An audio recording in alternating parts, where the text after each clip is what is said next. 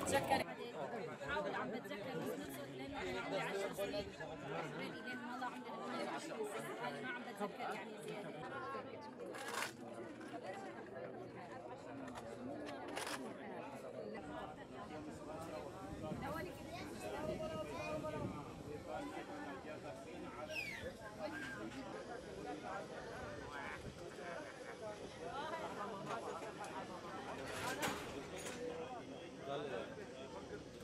يعني هلا كان جيت عند اهلي وشيء وبنفس الوقت انا هلا بين كل اهل الناس ما عم بتذكر حدا منهم، عم بتذكر بس اخوتي واخواتي، غير هيك ما عم بتذكر شيء.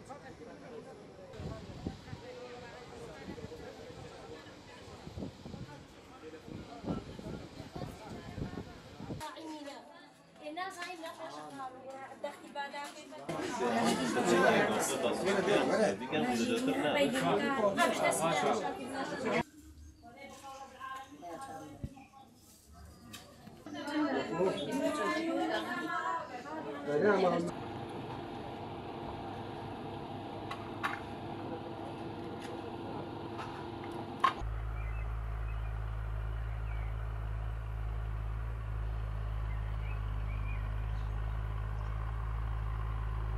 اليوم مبسوطة ومرتاحة وكثير كثير، لأنه بعد 12 سنة رجعت انجمعت مع أهلي وشي.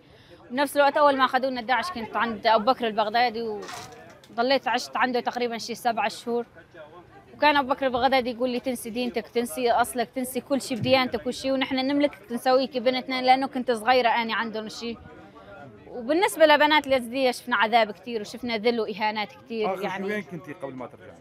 أنا آخر فترة كنت بالباب ورفاق وحدات حماية المرأة يا بجي، هن اللي حرروني وهن اللي أنقذوني، أتشكرهم كثير.